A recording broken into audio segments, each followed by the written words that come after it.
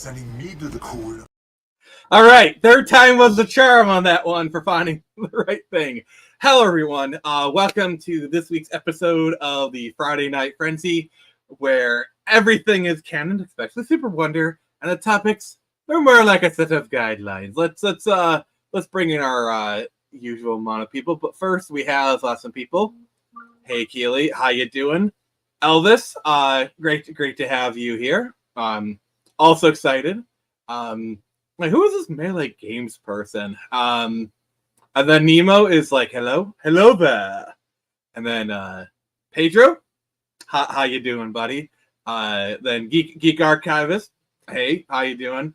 And then a lot of geeks in here. It's almost like we're talking about some good stuff. So let's bring in the people here. First off, we have the Queen of Ships herself. We have Nyx. How you doing, girl? Pretty good. And then next off is a person who is kind of an expert. She's good with her knuckles. It's Melee K. What am I an expert on? Absolutely nothing. You're an expert on knuckles. I'm doing this? I'm an expert at maybe threatening people? I mean, your name is Melee. My knuckles, depending on which way you take this. Your name is literally Melee K, so I'm assuming you're good at fighting. I'm at least good at Smash Melee, kind of, but not even, because there's a competitive scene there, so that's like moot at this point. And then I'm doing pretty well, Keely. It's good to hear from you. So how's everyone doing today? Nyx, how have you been, girl? Pretty good. Good. And then Melee, what is up with you? You keep pulling me into these streams. You're like, hey, we're going to talk about this today. Do you want to come? I'm like, damn it. But I will give you the compliment. You didn't force me to watch a movie like 3 hours before the stream this time. How dare you? Yep, Geek, we will be getting into that. But first, how about we talk about some headlines, shall we? Let me just kind of get that out of the way first. All right, let's jump into Human it. sacrifice, dogs and cats living together, that's hysteria.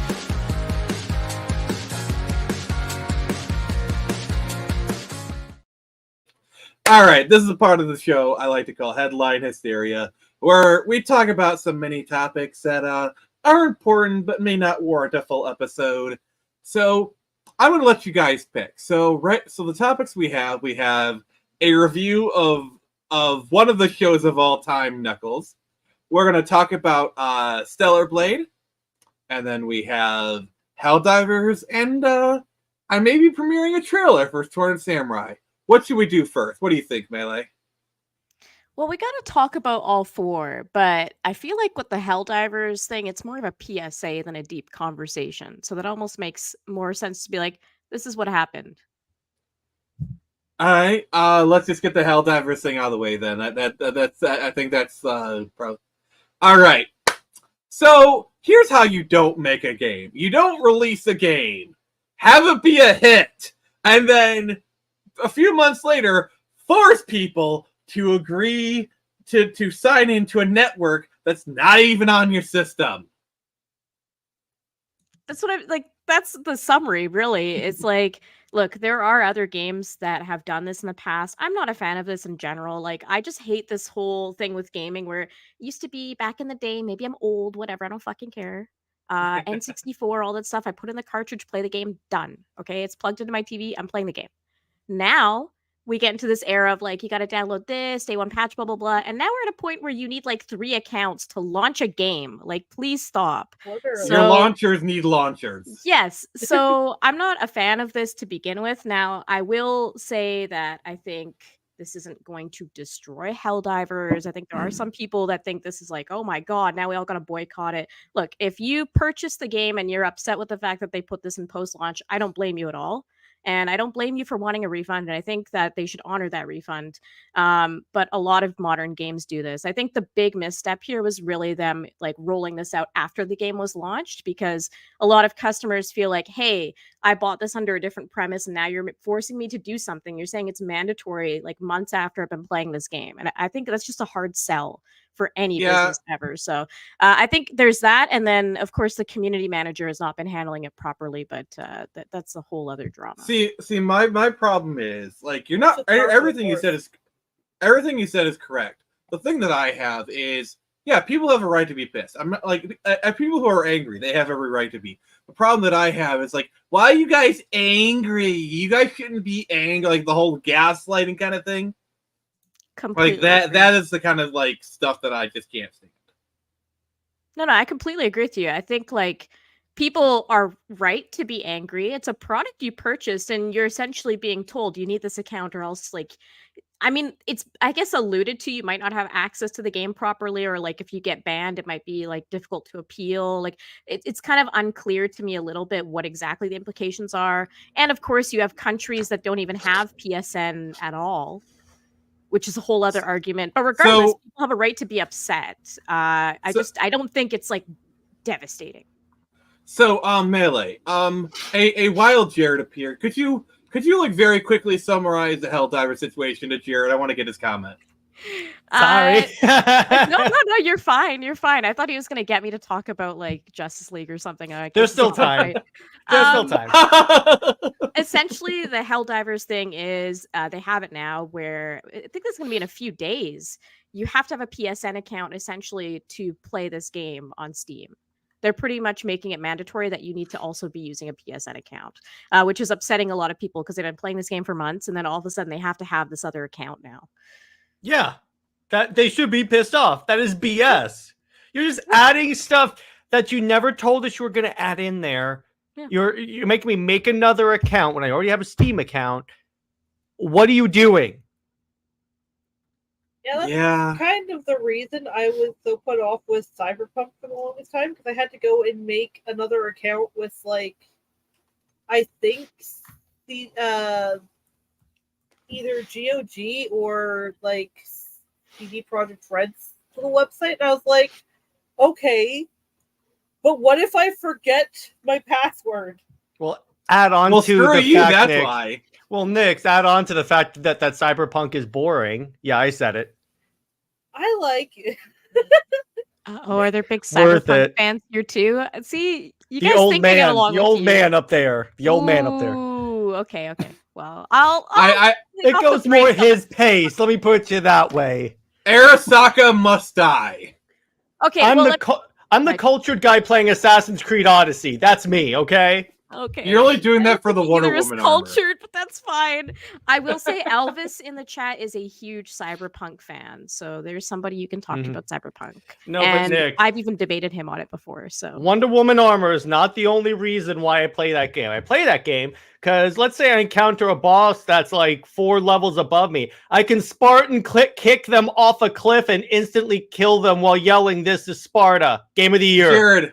Jared, I need your response to this comment. I just want a game with the plot of a Halo. Master Chief, because he is boring, but the violence and first off, Master Chief is not boring if you read the ancillary media. That's the first part.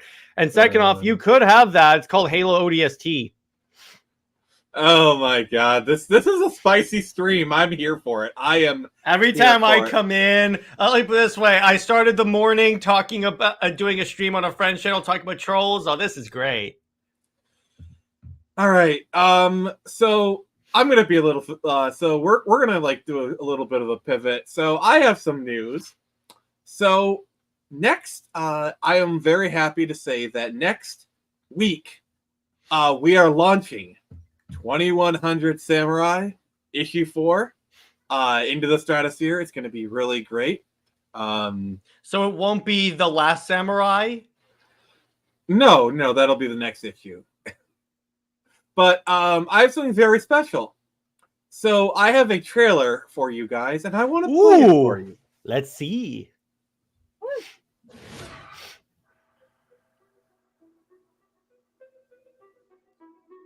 It's time.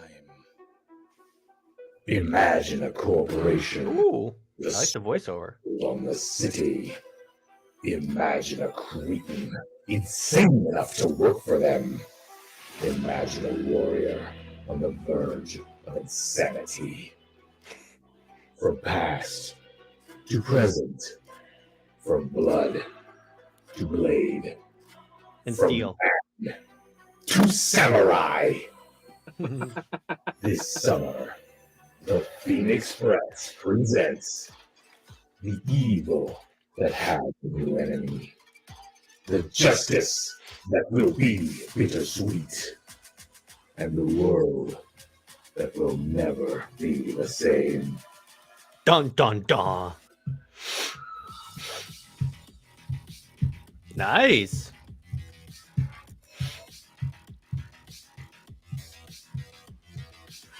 So Nick, you're telling me there's gonna be a crisis? On Infinite Earth. Yes, exactly. By the way, part 2 is really good. All right. So This is well done, by the way. It's a good Mhm. trailer. It's good. I saw you smiling. I saw you cringing, girl. I saw you. No, I was laughing at the bug sympathizer comment. There I was laughing at Chad. you Actually, go. the trailer was good. Yeah. All right. So launch. If I thought we're it gonna was be bad, I would have stayed silent for the record. I've been like, Okay. So we'll be launching it live.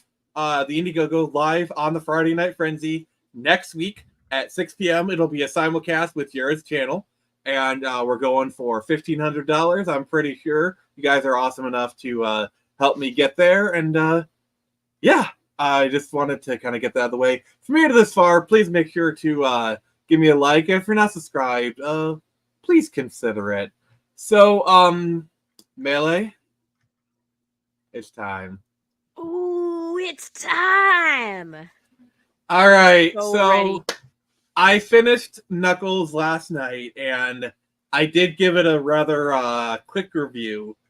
I'm gonna go more in depth now, and then Melee is gonna tell me how wrong I am. So, Doesn't mean you're wrong. It's just different. Yeah, it does. opinion. Yeah, it does. Oh my god. He's always wrong. Don't worry about that. He's always wrong. Go drink your prune juice, old man. Nix, what were you saying? I haven't actually seen the Knuckles show, but I did see Me a either. line from the trailer. This little moment they had. That I read actually your made me review, laugh. Nick, by the way. That was great.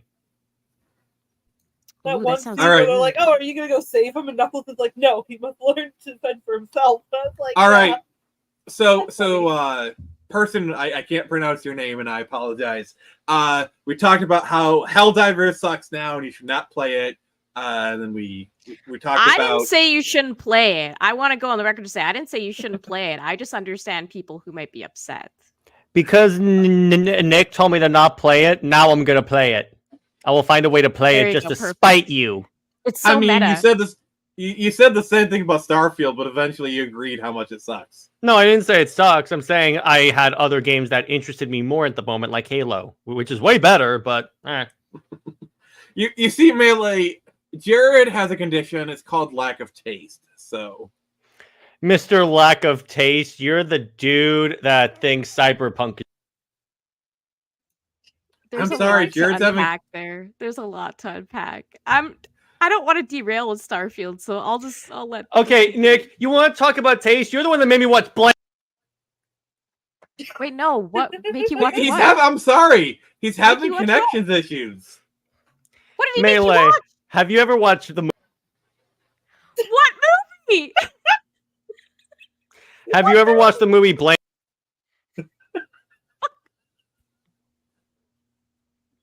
Really, Nick? Have you watched the movie Okay. Blank Man? No. It is one of the worst. It is the worst movie ever created in the history of movies, and this is included in a world with Justice Blank League. Man? Oh my gosh! Just It's imagine. basically- that. So you know how Marlon Great Wayans was Ohio. supposed. You know how Marlon Wayans was supposed to be Robin in Batman Returns, but it didn't happen. So he took the money that he earned from his pay or play contract. He's like, "Oh, if I can't be Robin, I'll make a Robin movie of my own, and it'll be terrible." Yeah, It and looks I so had to. bad it's good though. You know what I It's mean? not. No. It's just bad. It's not the. It's no like. It's the. What movie is so bad it's good? Dave, Can no, Dave, Can no. I make a drinking game to this film, do you think? What? Do you think I can make a drinking game to this film? Anytime he has Probably. anytime he brings up stupid gadgets that definitely would not work in real life. Melee, I should warn you, if you make a drinking game, you'll probably die of alcohol poisoning before the film is done. I just want to say that while it may be terrible, it's certainly not IO.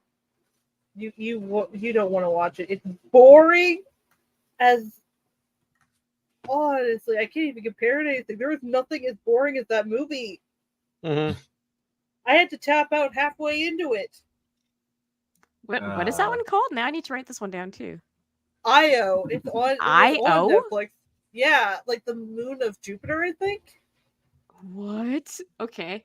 Oh, It's I've speaking got of so many Jupiter. movies to watch, like boring. after being on here. Speaking like, of Jupiter, Meteor Don't have Man. to watch a lot, too. Nick, speaking of Jupiter, I'm going to blow your mind with a great movie. It's called Titan. And what this is about is Earth is like falling apart due to like environment stuff. Dude! So you know what they decide to do? Let's send a bunch of survivalists and scientists to Jupiter's moon Titan to kind of colonize it. But to do that, they have to start playing around with people's genetics and like turn them into like superhumans. And the cool part about it is that it gets to the point they can't communicate via speech. They can only communicate via. It's actually really cool. See, chat was really thinking along the same Well, lines I was. that's a fantastic Titan movie. All right, so let's actually talk about wait. Knuckles now. I just looked at. We'll talk about Knuckles, but I just looked at IO, and that looks like it's so bad it's bad. Like You Blank know? Man Yeah, that looks bad. or anything by Anyways, Joss that's- Whedon. We're not getting into this conversation about Joss Whedon, okay? I had to reference it. That's my one reference. All right, I all love right. Buffy. So, I don't care. thank you, Melee. You're awesome. I also love Buffy.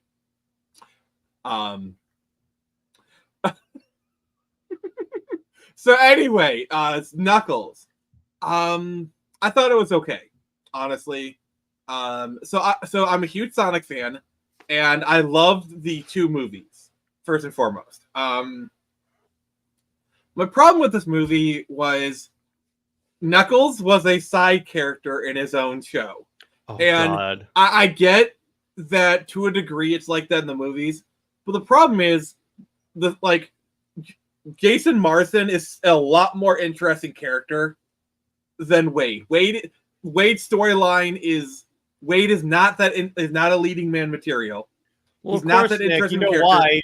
Because this is actually Cyclops in the witness protection program, and he ended up hanging out with a hedgehog. This is what happened after X3. See, what Jean actually did, she didn't kill him. I'm sorry, Melee. I'm so sorry. When he disintegrated, he was sent to another universe in the Marvel multiverse that included Sonic. Melee, I am so sorry I brought him on. I'm so sorry. I try to link. I love it. I love it. W- I prefer that than, like, Melee, That's good. That's good. What I do, what Nick and I have done is we've taken movies that star the same actor and we've merged them into like continuities, Jared. like with Gal Gadot. No. I got this, Jared. Do it. So me and Jared, we connected. Wonder Woman. Wonder Woman, Hearts of Stone, and Fast and Furious. She So was what in we Fast did and was- Furious? I don't remember her being in Yeah, it. she was the Giselle. Israeli. She was Han's girlfriend. So what Oh we my did. God. So the way She it was in starts 4, 5, off, and 6. the 4, way 5, and 6.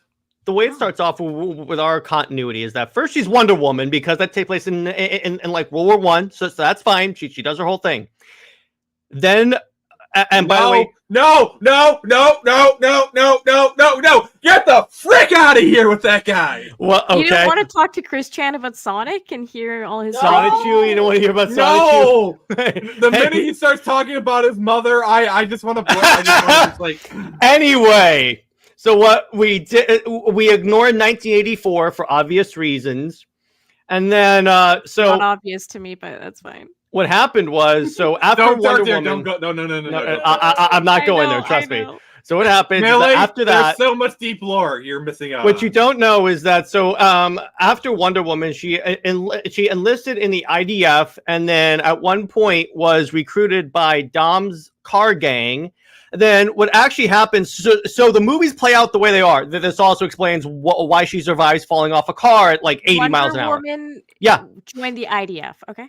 Well, yeah. We see, that was the high. Jared, I got this. Okay. All right. No, I'm So- interested. This is this is great. So Wonder Woman is living a normal life, and then she gets recruited by the Heart Foundation from Hearts of Stone, and she's basically tasked with infiltrating a Mexican drug cartel. And then the events of Fast 4 happen, and her mission. Oh my god! Okay. This. I'm not touching that with a 20-foot pole. No. I wouldn't have touched the Wonder Woman joins the IDF thing with a 20-foot pole, but here we are. I had to say that because Wonder Woman's character in Fast and the Furious is ex-IDF. So you can't leave that. That's her back. No, that's her backstory. She's actually in the Heart Foundation for Hearts of Stone, and so she gets tasked with infiltrating Dom's crew, and that's where her mission changes. And so the events of Fast and Furious 4, 5, and 6 happen, but then she says your mission's done, so she fakes her death, and then she rejoins it. The events of Hearts of Stone happen, and then she gets called back. She has to reintegrate herself with Dom's crew. No, actually, Nick, you're missing a movie. She becomes an art thief and teams up with Ryan Reynolds and Black Adam, and they become art thieves. And then she goes back and rejoins Dom's crew after a brief stint stopping Steppenwolf from taking over the world in Zack Snyder's Justice League. But The Rock is also in Fast and Furious. Yes, exactly. This is all part of the cinematic universe. All of these movies are connected. Okay, guys, you can literally see Melee's mind breaking into a million pieces in 4K right now. I haven't even told you about Cobra Kai. So it turns out Zolo, Okay, enough insanity. What? So Zolo's character, that's actually Jaime Reyes, but he's in the Witness Protection Program. And what you find out, and what you find out is that Cobra Kai is actually a training camp sponsored by Bruce Wayne to essentially create an army of Robins. Jared, how about I added that? Jared, I just have two questions for you. Okay, only two. You're very limited, but okay. What the hell are you smoking, and where can I get some? Well, it's just, here's the thing. Batman, see, here's the thing you have to say about Batman. He sees any orphan, and he's like, oh, Robin. So I'm like, wouldn't he want a training camp so he could streamline the whole process? Exactly, there you go. One soldier, a child soldier. No. Batman sees an orphan, he's like, it's free real estate. And the movie where all of this is revealed is called We Are Robin. Okay. I just love that it says Knuckles review on the screen. I know, right? People think we're reviewing Knuckles right now. And then Ugandan Knuckles shows up. I love how in the second film they tippy-toe around it, where they actually get Robotnik who says, please, show me the way. They knew exactly what they were doing. But see, the one thing I will say about Knuckles, even though I haven't seen it, but from the trailer, it seems to me, gotta catch them all. Yeah. They basically redo the plot of the first Sonic movie, but with Knuckles.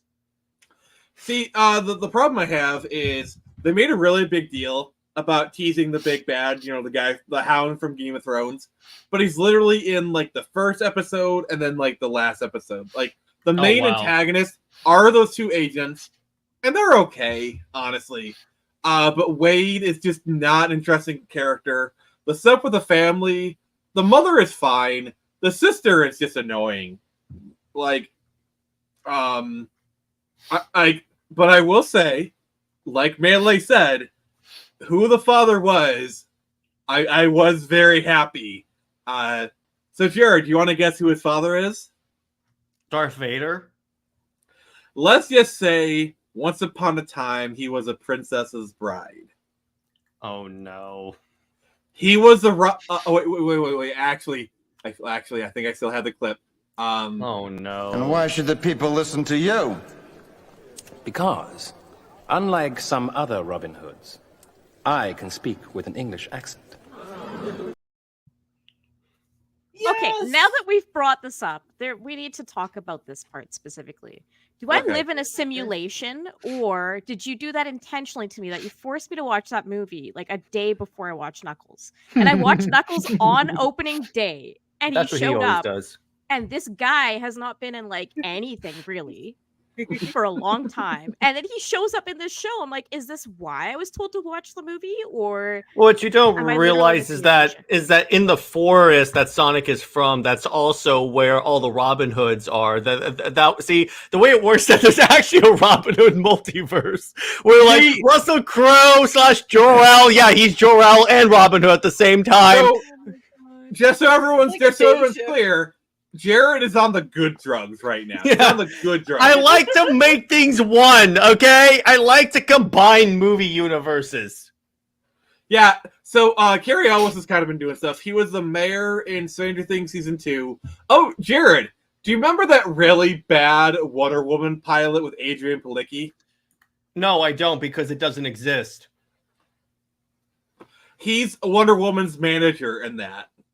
Oh my gosh. Why does Wonder Woman have when Wonder Woman had a manager in the comics, it was first off a woman, and it wasn't so okay, merchandising. It wasn't that. Only Robin Hood can raise their son of Robin Hood. Yeah, that's true. There was an excellent question raised here. How does Robin Hood and Wade's dad and the Saw survivor relate to each other? Since we've got like the Hollywood epic verse going on here. I haven't seen I know it sounds inconceivable, but it's true.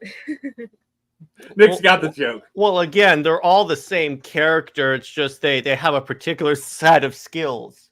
It's like it's like we all know that like Liam Neeson from Taken is actually also Zeus, the god of thunder from Clash of the Titans. He's actually reincarnated. And yes, I just thought of that. I'm telling you, Hollywood, hire me. I will create cinematic universes out of anything. And Al Capone. Yeah, exactly. If you build it, he will come. See, exactly. All right. I'm going to get into this. Okay. I'm going to be honest. I don't think Keanu Reeves is the right fit for Shadow.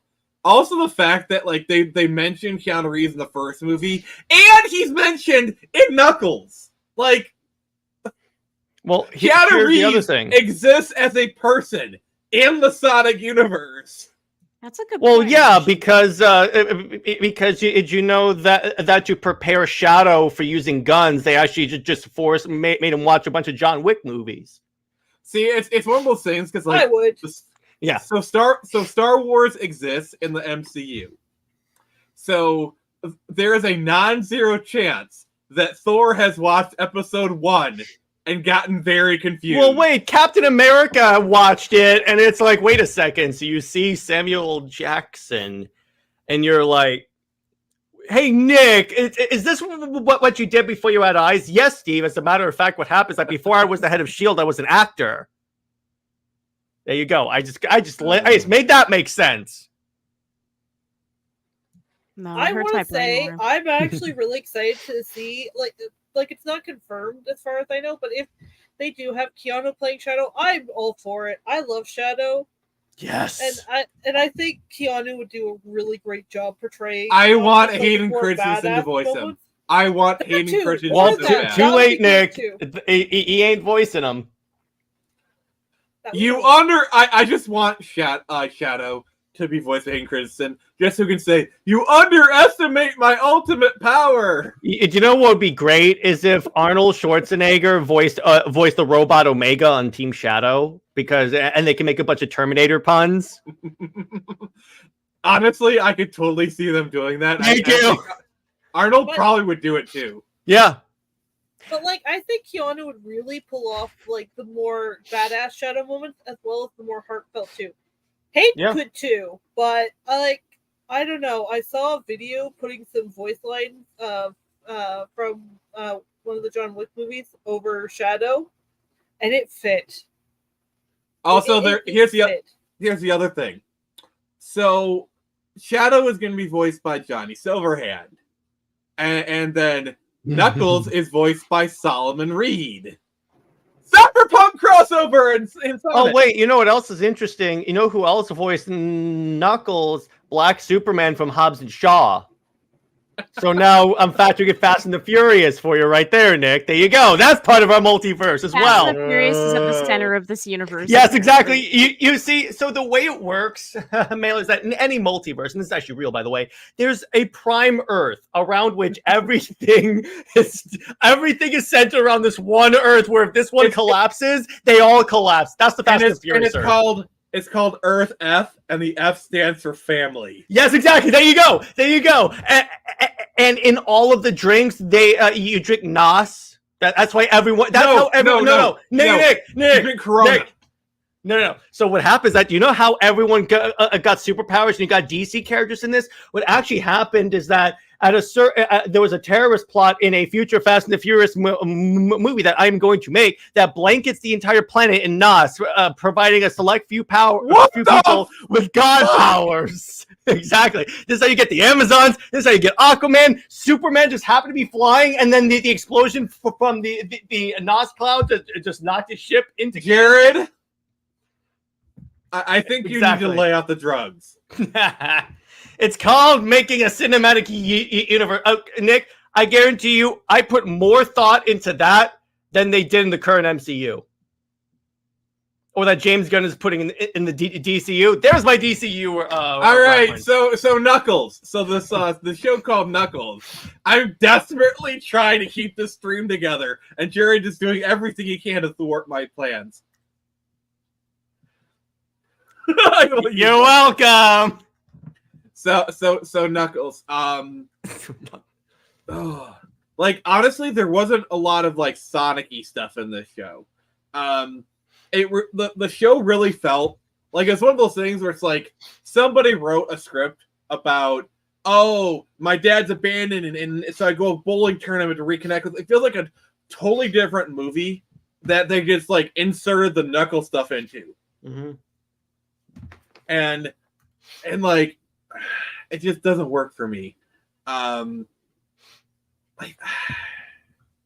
guess my question to you is like, what were you expecting? Because like you said you liked the films, right? And I felt like the films were doing that. So when I walked into the Knuckles show, I was like, yeah, this kind of makes sense. I don't think the Knuckles show was perfect. I think the Knuckles show is better than the first two movies, though. Like I think they did a better job with that. Okay. The first movie, Sonic is kind of a side character, but he's still relevant to the plot. Like, I'm sorry, there's whole swaths of the show where you could take Knuckles out and it changes nothing. Okay. But I feel that way about the movies as well. Like it was really about that couple, which I don't even remember the name of the characters. Well, Sonic. The thing about Sonic 2 is outside of the wedding scene, there were whole swaths of the movie where it was just Sonic and Tails adventuring. Like there's a large part of the movie that is about them.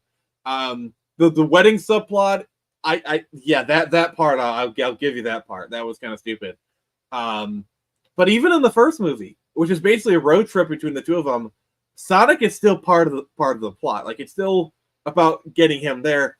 This stuff, it's about the plot is more concerned with Wade getting to there, and Knuckles is kind of supporting him. And I'm sorry, but that's not what I'm here for. I'm here for Knuckles. I'm not here for Wade. It's like the show to me almost feels like a bait and switch. I don't consider it a bait and switch necessarily, again, because I had the expectation of the other two films and I already saw kind of where it was going. I think maybe the closest relatable media I can think of on the top of my head would be like Sonic X. I think Sonic X did a better job of tipping the scales the other way, where it's like not as much about Christopher, it's more about Sonic and the rest of his friends. But at the same time, he was a annoying little brat. Yeah, I don't like Christopher at all.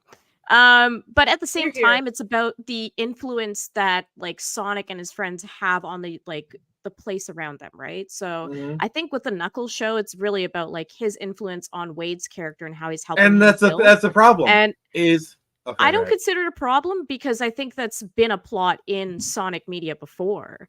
But like I understand why like a lot of Sonic fans will go into this not liking it. I think this is more a like thing for people that like media in general. Like I think this is a really great like reflection on classic media. It felt like a feel good kind of movie almost, right? But like obviously in a show. And I thought like the soundtrack was great. I thought that a lot of the quips were great too in it.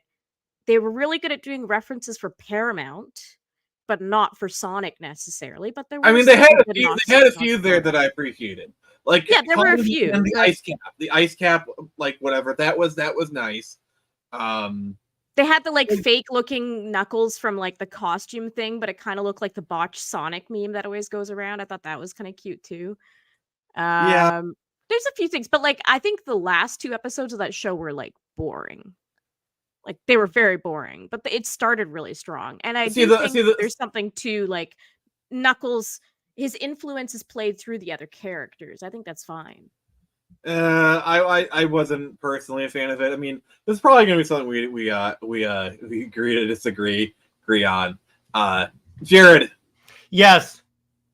Put that man's name in front of anything, you have gold.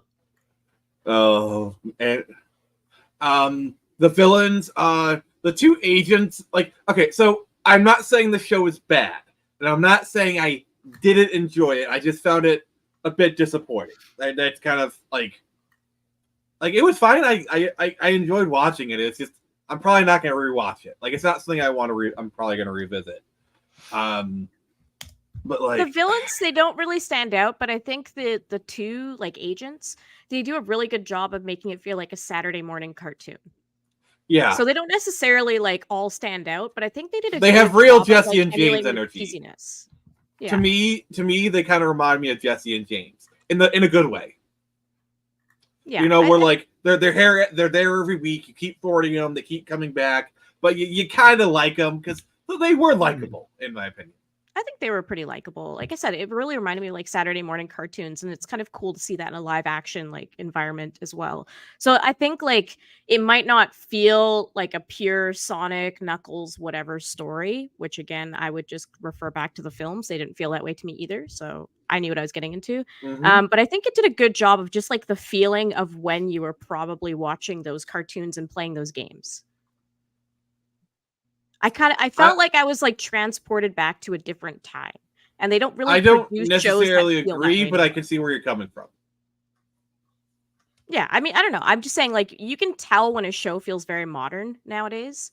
That show didn't feel modern to me. It was kind of doing what like Stranger Things and all these other shows try to do, where they're like, remember this, but it actually felt natural and it felt like it fit in with the environment and what they were doing. And even the music, they weren't picking songs that are like, this is the most popular song that everyone remembers from this time. It was more like music that felt like it fit in with the time that you'd actually listen to during that time. So I think they did a good job with that and with the set design and with a lot of stuff. But as a Sonic it's fan, just a bunch of bowling like alleys, so. Yeah, I mean, and that's the perfect thing to pick if you're trying to make like a Sonic type feeling, but take a real life situation. There's so many patterns in Sonic games that feel like bowling almost. Like it is a perfect way to emulate that without it actually being Sonic. So as a Sonic fan, I'm not a huge fan of the show, but as like somebody who just appreciates media in general, I was like, this is a good time.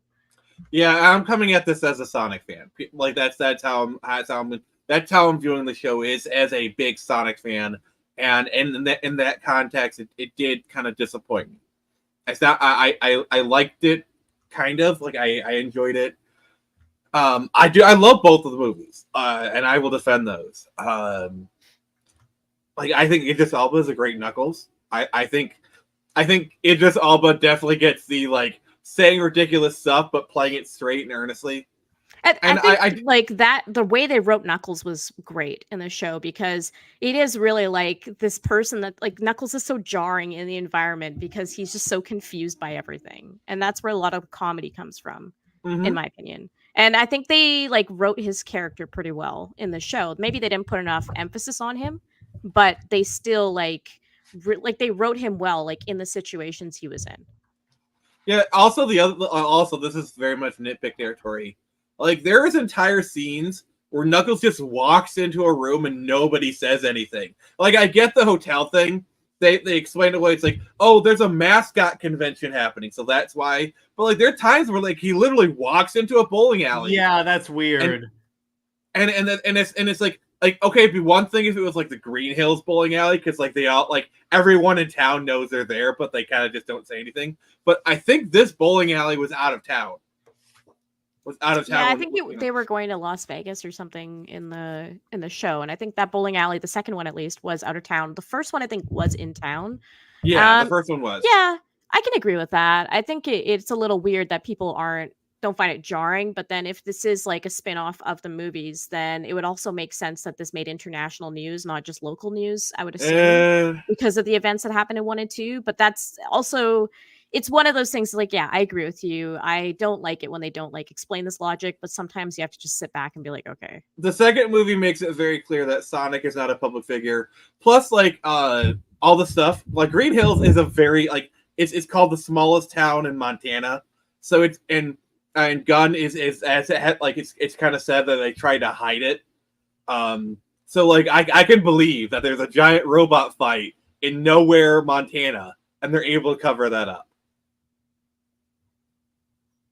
We just call it a mech convention. It's fine. Wait, it's no fine. one Everything's fine. Wait. No one tweets out, "Oh my gosh, a giant robot's attacking my town." Maybe Gun put like a jamming like, signal on the cell phone or whatever. There's no way this like stayed contained to this one small town. They could have tried, but it like this would be known by now that there's these like characters walking around. Well, then that opens a whole another logical can of worms where if it is widely known, why is there no speculation? Because I'm sorry, even if everyone knows it, Knuckles walking into a bowling alley would cause more of a stir, even if they knew who he was. Like they just react like, oh, he's not even there a lot of the times. Like the mascot convention is a fine enough explanation. I can buy that. That is fine. There is no Knuckles. He's all in his head. You know, for that portion. But like he's riding on motorcycles out in the open and nobody says anything. Like there's nobody even reacts to seeing him. All I want is for Shadow to be driving a motorcycle, but it's from the company owned by Keanu Reeves. That's all I want.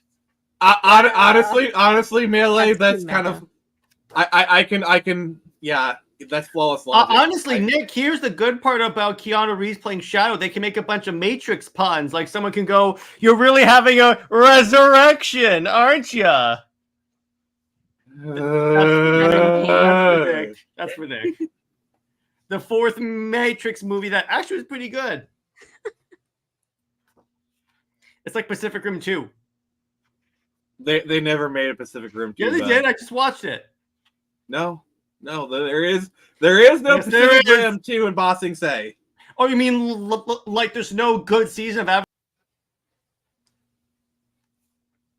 Watch it, brother. Watch it. Oh, hey, Caster. We got a Gravedigger here. How you doing, buddy? I like this explanation. This is perfect. Yes. Yes. Oh gosh, he's just a really small furry. That's great. I love that. Oh my god. Ignore the midget. Well, that's just prime. Ignore the midget. Way to maximize your entertainment, eh, Nick? Yeah. Oh. All right. I think we've officially gotten enough skin off of that carcass. So let's get to our last highlight before the main event. And I was saving this one for last because it's a good segue into the main topic. So, Dark City is so good. All right. So apparently Stellar Bade is not so stellar. Jared, are you familiar with the situation with that one? Nope. All right, Melee, can you explain it to this idiot? Oh my god, there's You do so much realize you're going on my show after this, right? Yeah. I'm going to destroy you on this show. Oh gosh, this is going to be fun. I'm gonna put some dirt in your eye. Exactly. Am I gonna have to like call 911 after? No. Just kidding. All right. I don't know which like I've been following the Stellar Blade stuff and I've tried the demo and everything. I'm not sure what point we're going to specifically speak on today, but just to like really quickly summarize that situation. You know, very hard. Yeah, of course I know about that situation. Yeah, of course. I love how you corrected yourself mid-sentence. What do you mean? What? What did I correct? Stellar Blade. So Stellar Blade is a game, Korean devs or whatever, Sony exclusive. I'm sure it's going to go on PC eventually. But essentially, it's got a really sexy main character. People love it. There's been a lot of back and forth banter on the internet. Some people, think the character's too sexy. Some people loving how sexy the character is. There was I love how no sexy such thing, but okay. Yeah, I love how sexy she is. I'm happy with it. And then it kept kind of spiraling come launch day, after a few hit pieces from journalists, etc. Of course. Sony, I mean, it's still up in the air, but a lot of people claiming that Sony kind of forced their hand on censoring the game, but also potentially the studio that made the game censoring it. Essentially, some of the costumes are a bit more covered up now, so you don't see quite as much, but it seemed like a rush job because some of the outfits you do see. Then there's a day one patch that's supposed to come out. It's fixing like some of the gameplay issues, but it's also adding new game plus, and that has costumes locked behind that. But in order to get that like new game plus with the uncensored costumes, you're essentially getting censored costumes because you have no way of doing it with just the base disc. So you can have the physical disc, not patch at all, even though apparently a lot of people were experiencing that the game was patching for them automatically, maybe because Sony flagged it as mandatory. We don't know. Also to note that it's only the US version that has this uncensored version. The European version has the day one patch on the disc. I just want to note that. I didn't even know that. There you go. So regardless, it's like either you get a version that doesn't run as well with a physical disc day one, and yes, this hard R thing. So essentially there's the graffiti was placed in a way where it looks like it says hard R. I'm sorry, this is deliberate. This was deliberate. And then we got okay, well, we can debate on that if you want. And then it got patched, and now it says crime R instead, and that was like the same day it got patched essentially. So I think the copy that is it the copy you get day one already has this patched as well, or is that part of the day one patch? No, that's part of the day one patch. There you go, so. The uncensored version has the hard R. I'm sorry, I had to say it. I'm just gonna say, going forward, that version of Stellar Blade is actually going to be valuable going forward. I guarantee it. I don't know about that, but why do you think the hard R was intentional? Because of the placement. Because hard R is kind of at least in America, I don't know about Europe. So, like hard R is kind of like a racial thing. Well, I know the definition of hard R, but like the point is that like this is a studio that's not even in North America. So I think they just put random graffiti everywhere, and then this lined up, and then North America got outraged as they do. And then they panicked and fixed it because they didn't realize the implication in a different language. But it's all stupid. I mean, it was obviously intentional. In my opinion, I'm just gonna put this. In my opinion, it was obviously intentional to put these two together. Like, why do you call it R shop? Like, I think this was very deliberately put to be something. Why? I don't understand why. Sorry, I don't want to talk about it. What was that? I don't know. I don't know, because like I feel like they were intending to do something. I don't know if they were I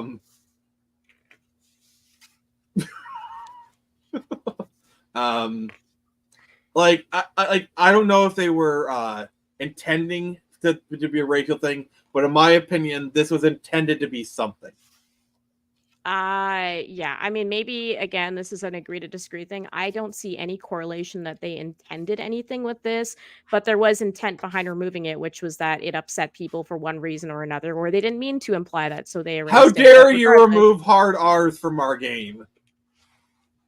It's caving to people's outrage, in my opinion, to remove it. I think that they should have just been like, oh, okay, read into it however you want. But I just don't see the argument for this being intentional. I really don't. This is just random graffiti. Yeah, so a lot of the censorship of Stellar Bade is a lot of minor stuff. Like, the woman is still sexy. She has skimpy outfits on. I know a lot of people would say, "Oh, what does it matter?" Like, see, here's the problem. Okay, this game was sold as uncensored, unfiltered. You want your hot babe doing action stuff, you'll get it. And then we get it, and any censorship is still going against a promise. Is this false advertising, like some people are alleging? I don't know. I kind of have my doubts. It is false advertising because they went around saying that we're excited to be uncensored everywhere, and then they censored it right as like the game was about to launch. So I do 100% think it is false advertising. I get why people want the refunds. There's a lot of conversations around this. There's people saying that you shouldn't refund it and you should instead like refund PS Plus or whatever and all this stuff. I say if you have a game in your hands that you don't want and they did something to it you don't like and you're within your refund policy, refund it. There's no issue with that. You don't have to support the game just because you want to help these devs or whatever it is. This is a product you're purchasing at the end of the day. If you're not satisfied as a customer, go return it, please. And it's just like there's a huge dialogue around this. So that's why I wasn't sure what part you wanted to focus on today. But like, this is the other thing. It's like people saying, oh, you have like, don't refund it. Like, go hit Sony where it hurts. And it's like, by all means, if you want to do that as well on your own accord, go for it. But I think it's fine for people to still play the game and enjoy it for what it is. And I think it's fine for people to also return it and say, this is not what I asked for. I do still stand by the fact that I think there is a bit of false advertising in the fact that they were so proudly saying this is going to be uncensored. And then it was censored. Yeah. The other thing is, this has unfortunately become a battleground game. Like, this game has kind of become like a war of ideas. Like, you know, like certain things become like a battleground, like Ghostbusters 2016, other things. It's about like who wins the battle. And so I think, and a lot of people are like, I think it was the other Melee.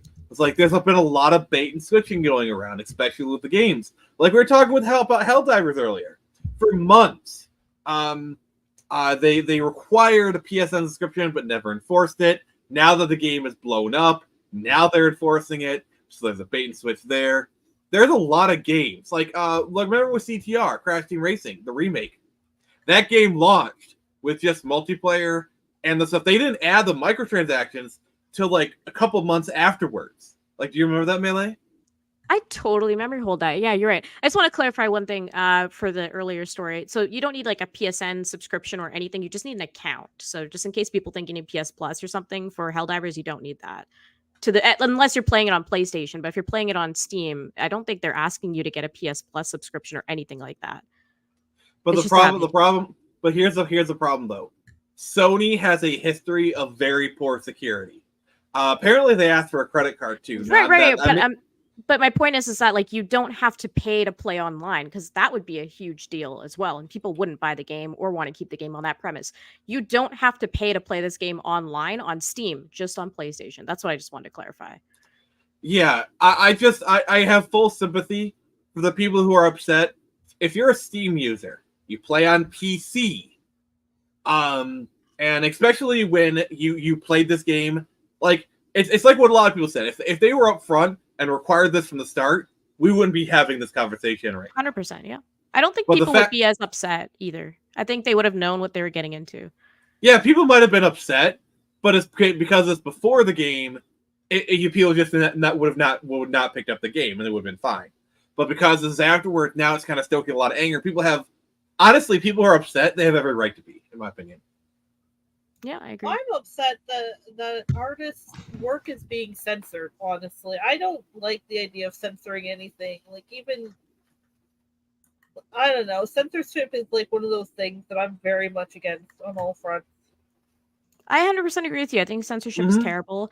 If we're talking about Stellar Bade, yeah, I do think it's a big deal if you're like covering up the character because of whatever regulations. So this is not a first for Sony. I'm a Devil May Cry fan. They censored Devil May Cry 5 as well on the PlayStation. Like, Kagura is literally a dead series because of Sony. So I will never forgive them for that alone. The last Senran Kagura they tried putting on there, it like ruined the game essentially.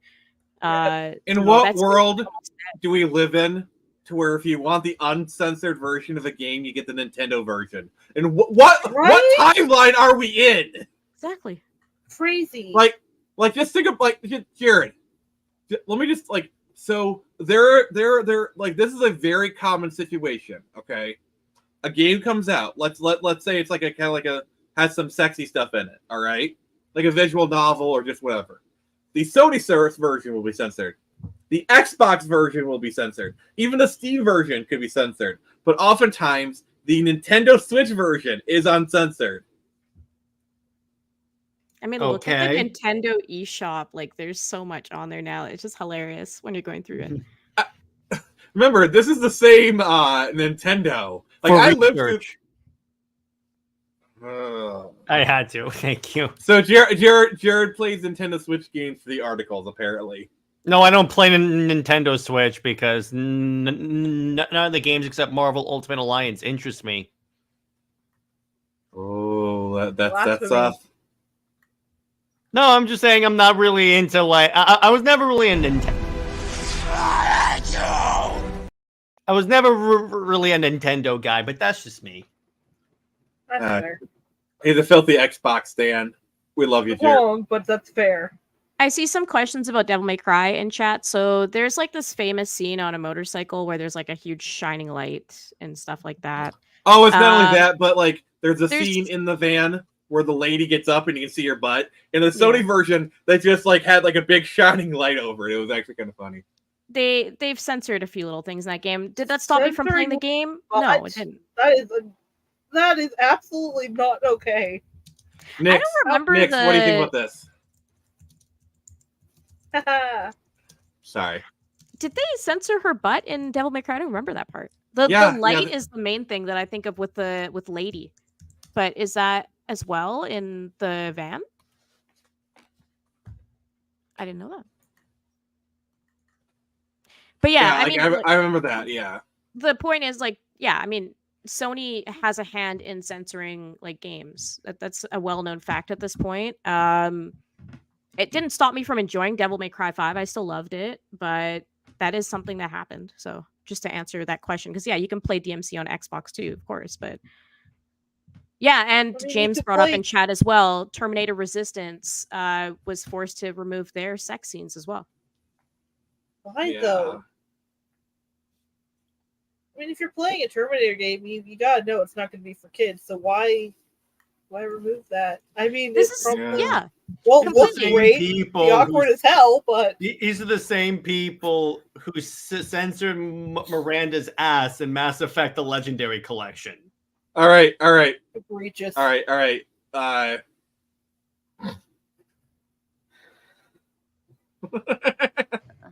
been better.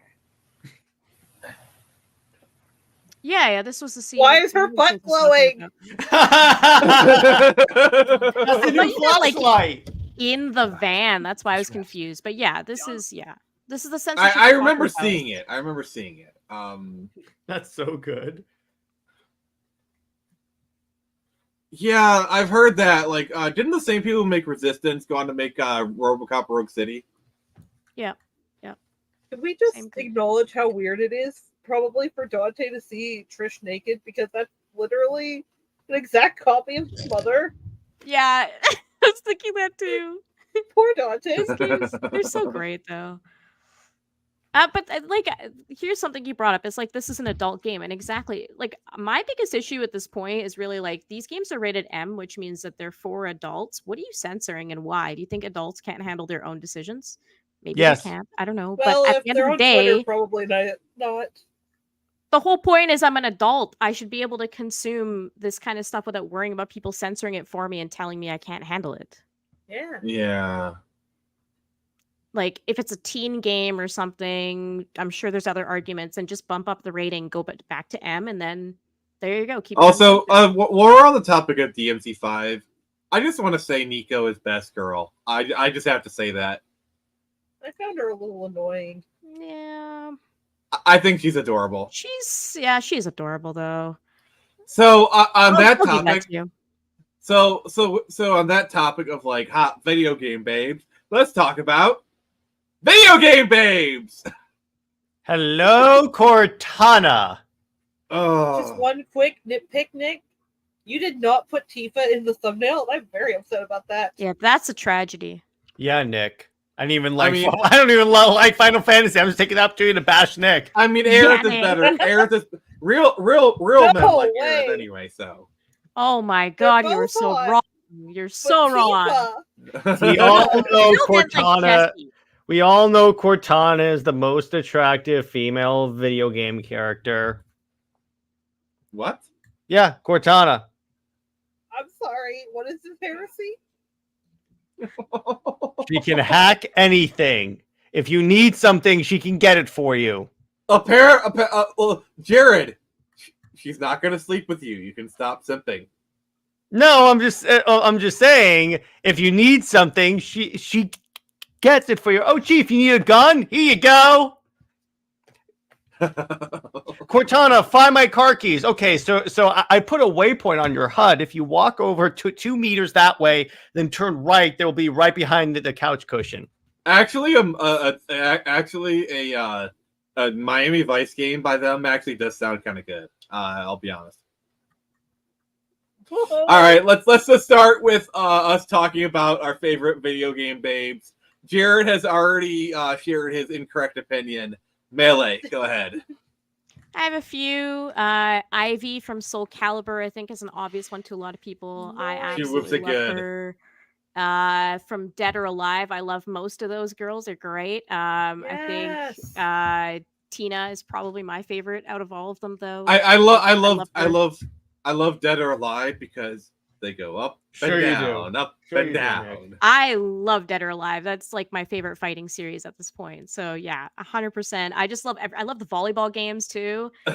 All of them oh are my great. God. So apparently- my introduction to Dead or Alive was Dead or Alive Extreme 2. My grandmother bought it for me when I was like Oh my in my Base tween grandmother, a base grandma. Okay, in Dead or Alive Extreme 2, which I think is actually the better volleyball game. I like 3, but 2 is better. There's that one level where like you're on a water slide and you're in a raft or whatever. Yes. Jared, Oh my God. Jared, I would always shoot the girls off of it, and That they would movie fly. Same. sucked. And that was the most hilarious thing ever. I love that game. I That don't know Blade how Runner we can keep it 2049, on Dave, the was side. one of the most boring movies I have ever seen. What? Nice, not bad. Sorry, I was See- focusing on Hot Babes. Did you just say 2049 was the most Someone boring movie you've ever seen? see, Jared has bad What? taste. That's the problem. Someone put in the comments about 2049, so I had to bring that up. I'm in shock. 2049 is amazing. It takes I'm too long to gassed. get to the point. I'm like, okay, move on. I Jared, get it. Jared, it's okay to be wrong. It's okay. Blade Runner's a bit slower paced. That's fine. That's how it is. It's more Not my psychological. thing. It's interesting. Yeah. Oh Lord. Okay. Anyways, hot women in gaming. So Dead or Alive. So yeah, like we said, we send those hot women off the rafts into space and they die, but it's great. I love that game for that. Well, Wow. it's so odd. Off It's the like rafts three- into space and they die. Wow. No, literally, there's the a water has a slide. loop-de-loop. Blade Oh. No, here's the difference, Melee. Zack Snyder can get to a point faster than whoever the hell directed Blade Oh Runner my God, 2049. we're doing this. I can't believe it. This is how. That's why. No, focus, What does it focus, say focus, that Zack focus. Snyder's Justice League felt faster than Blade Runner 2049? Oh my God. You're showing me the censored Dead or Alive. Be ashamed of Yeah, yourself. Nick, what are you doing? Yeah, You're supporting All right, fine, censorship. fine. Dead You or Alive commie. 6? You commie. Come on. Show us Dead or Alive 4. He's or un-American. 2 or 3. I'm telling you, Dead or Alive 4. You prude. I think Ayame was my favorite, or not Ayane, Kasumi was my favorite because I liked her bathing suit the most. Oh, yeah. Kasumi's great too. I love Like that the- people mentioned Taki in chat as well. I love her from Soul Calibur. And Sophitia is great too. Like she had the pink heart bikini, and I was like, "Oh, that is so cute." Mm-hmm. There's an Hey, at outfit least I'm my working on movies here- sell. Oh my god, what's Uh. going on? Is there fights about Snyderverse going on? In the chat. in the Always, chat. always, I'm like, at least always. my movies sell tickets. All right. Oh, We're not talking about Snyder. hot Yeah. women. I know. Don't worry about it. Stay on target. On target. You need that thing, Don't Nick. tempt me to make jokes about the Snyderverse, Oh my god. such as these little drones coming in. That's what I'm gonna leave it at. All right, I'm letting it. Dead or Alive has great video game base Yes, in it. yes, Tevya, there is. I have- The story is they go up and down, up There is and hey, down. Are we talking There about is a Dead or legit Alive story. does have a story? Yes, it does. The series does. You know what would actually be hilarious? have a Okay. story. Here's story? the story. Here's the story, and this is coming from someone that has not played the game. See, it's actually about an ancient civil war between two races of gods, and they make the people fight in the bikini. So essentially, what that is, it's showing your enemy, hey, I'm equal to you because I'm not hiding any other like blades or weapons. Actually, it's about like a government conspiracy. Yeah, Evil Not bad. I was corporation. close. it's about a Kazumi's government looking for her conspiracy. missing brother. I will say, if you are learning about Dead or Alive for the first time, I actually don't want to spoil this game because this does have story implications that carry on for the rest of the series, and I was shocked by that. I walked into it not thinking there was going to be anything, and this was a very emotional story. Which I did not It's expect. actually at all. kind of funny too because Yeah. at least Dead or Alive Extreme 2, I don't know about the others because I didn't get them, but does actually have shades of a story. Yep. And they kind of briefly bring up little bits and pieces of where the characters were at the time of whatever Dead or Alive game was out at the time. That You get to wasn't know the Extreme 2. girls. Zach becomes rich. That's the whole premise behind this, and like He's got an island that it Yeah. sinks. But no, and his actually, I will girlfriend, say like saves him. there you go. Yeah, see, Weird. and there is, and by the way, in this game, you actually see a little bit of that too in the cutscenes when you finish the arcade mode. There's a cutscene. It actually shows a lot of story, but there is a actual ending to this game with story. So I will say, if you're new to Dead or Alive, there is plot in it. Go play it. I will say Yes. the weirdest Yes. thing is that I'm Play sure- the game I'm for sure- the plot. You play the game for the plot. I was basically No, I play for yeah, the you're- boobs. What are you talking about? I play there you for the go. sexy characters, but I'm just saying there is plot as well. And it's actually decent. I didn't expect it. Mm-hmm. I wasn't expecting like an actual end cutscene in Dead or Alive Extreme 2 with like a legit like little story. I was like, what is happening? Yeah. That's great. It's a great This is- series. But yeah, no, my grandmother, I was like, I don't know, somewhere around 11 to 13, I think, in that little span of an area. And she brought it home from like a giant tiger and was like, oh yeah, this is like one of those anime games you like, right? She starts Right, reading it off the back of the Extreme- box. in front Extreme of my 1 or 2? grandfather. Extreme Extreme 2 or 3? Which one should The I best pull up? one, Extreme 2. Yeah. Right? And I'm like, oh my god, woman, shut up. I think like I think this was my point of no return. This was like, this is where the buy thing happened. Oh no. Oh no, we've lost her. She's going down. She's by now. No, I don't care.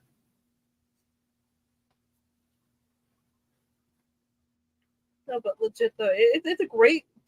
My younger cousins loved it too, which is weird to say, but like my like very young female cousin loved it because she liked playing volleyball and like doing the little mini games, and my other cousin loved it because he was an immature little boy and he just thought it was kind of funny. Yeah, isn't like the volleyball mechanics actually pretty good in these games? They Oh, are. yeah, it's They're pretty good, surprisingly great. They actually got me interested in playing volleyball in school. I think I found my next esport. Oh dear God. Extreme volleyball. Yeah, exactly. There you go. A buddy of mine and I once made a variant of ping pong where we hit the ball as hard as we can and then duck and cover. We called it extreme ping pong, and it got pretty crazy. Oh, I'm- the camera mode for these games. I mean, remember. to be fair, when it comes to like volleyball, there's a reason that guys are into volleyball. There's very good reasons. Yeah. Two very good reasons. Melee. I'm just into extreme volleyball too. I don't know what this is. This is real volleyball. We're in a Yeah, different Nick. territory. Get your mind out of the gutter, old man. I don't know what it is about volleyball, but it's very good on the glutes. Let's just say that. Another game that I haven't actually played through that I want to play through is Lollipop Chainsaw. That's a great character design there. Oh, you mean the game where there is an achievement for looking up her skirt? Is there? I didn't even know that. I haven't played through it. Yeah. Lollipop Chainsaw. Yeah, I got the achievement completely by accident, actually. Sure. Just rolling around that camera. Whoop. Well, the thing is, like, I actually remember I was dating a girl at the time, and she really wanted to play that game. So we got it on the PS3, and I told her about the achievement, and she actually got the achievement while I was watching. So I didn't get the achievement. The girl dating at the time did. What Nick is leaving out is that he handed the controller to her and said, "Just look up her skirt real quick so I can get the gamer score points." That's what he see. Conveniently, he leaves out the part that he asked her to do that. I actually wasn't the one playing the game. He wanted. Sure, to play you were. Sure, you were. Yeah, don't worry. I wasn't playing the game. It's fine. You're allowed. Yeah, to why? You're among friends, Nick. It's actually kind of interesting because I really like Lollipop Chainsaw. Like, the mechanics are really great. The story's funny. Well, the characters are funny. The story's pretty neat too. And I like all the little costume and like combat upgrades, but like after you've already played it through once or twice the whole way, it gets kind of boring and repetitive. Damn. Yeah. At least I find. Yeah, I love it, but it's definitely one of those games where you play it once and you love it, but like maybe you play it again like 5 years later, where it's like, oh yeah, I remember this game. You know, it's not a game you can play over and over again. Soundtrack's pretty great too, but I legit only played so that I could get the Psycho Bujima outfit because Psycho Bujima. She's a character from High School of the Dead, and I love her immensely. See, if we're gonna, there's another video game babe that I like that we need to talk about here. Bayonetta as well. Oh, I love Bayonetta. I had but playthrough, but yeah. There's one person we gotta talk about before that. All right. He's too busy staring at them to share with us. God Yeah, I know. He's too busy. On the side note, I will say I once dated a girl that said she was raised on GTA 5, and I'm like, well, that's concerning. Deeply. See, I was being quiet. That's more concerning because I'm wondering her age. What? Wait, quiet? Back when she was 12, I was 13. Being raised on GTA 5. Or it was more like GTA or something like that. See, what I love about Quiet's lore is there's a reason she wears skimpy clothing. Because apparently she breathes through her skin. So wearing clothing like a frog. How does that work? She has like a parasite thing. It's Kojima. I don't know. Sure. I love that Kojima came up with the lore reason why she wears skimpy clothing. I love it. But then she's cutting off oxygen from her legs too. So I'm like, if we're following that logic, what are you doing? I mean, she's wearing sheer tights. It's basically like nylon or whatever. But the other thing is like, yeah. Breathe through it. The other thing is like, so she's not wearing body armor. So if she's shot, she's done. She's like a super soldier. She'll breathe people in. It's fine. So Jared, I love them GTA 5 girls. No. I get older. No. They stay the same. Red age. flag. Let me give you one more. Let's say one more that has really good-looking women in it. Mortal Kombat 9, I would say, is peak. Yeah. Like Mortal Kombat female design. I like Melina the best. I have a type. Yeah, the problem with like when you get past 9 is they definitely started uglifying the girls. Yeah. Oh yeah.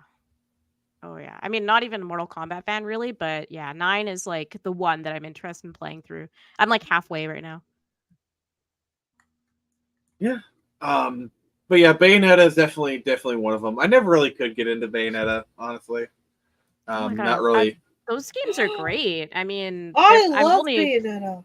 yeah, I played through like some of one. I actually tried a little bit of two, I think, on a stream, just randomly. But Bayonetta's a fantastic series, I got the and first game back in for Christmas one year for my grandmother. I definitely think she might your have been grandma's trying to giving turn you me the gay. sauce. Your grandma's like, here you Legit. go. And I don't even think she realized it, but she saw like, oh, it's one of those anime games and it's got witches in it. Oh, this is perfect for my granddaughter. My grandmother was a strange but awesome woman. She loved horror movies, and honest to God, I think she made me who I am today. I love Yeah. Yeah, Bayonetta 1 is really weird because like it was published by Sega and there's like Sega references.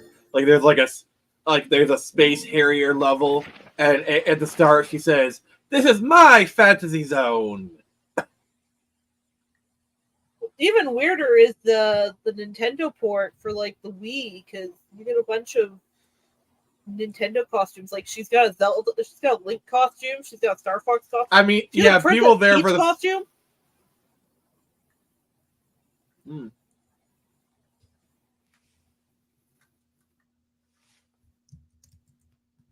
But also if we are gonna also talk about like good babes in gaming, we gotta talk about the queen, Samus Aran.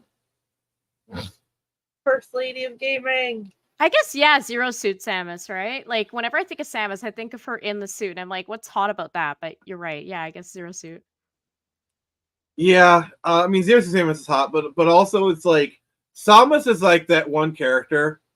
It went like, hey, I'm not sexist. I like Metroid. That's a strong woman. You know, like it's like they always that one character that people always turn to when it's like, oh yes. And I can't wait for Brie Larson to play Samus. That's gonna be No! awesome. And totally not gonna back. All right. Jared has Like, banned. look, the fan fiction was funny earlier. That is not fan fiction I want to indulge in. Brie Larson as Samus. I'm good. No! Yeah. Don't ruin my girl like that. She's one of the But yeah, characters I made in Smash Bros. What I love. Wait. Dave has a palate cleanser. Yes. I mean, sure. Sydney Sweeney's What happens if you're attractive, but like, what happens if you're sexist and enjoy Metroid? Then I you're don't think you're sexist. I mean, he's not sexist. He plays Metroid. I want to say there's something I want to say, but it's a little bit too spicy. I'm gonna put it in private chat. Say it. Peer pressure. I like spicy stuff.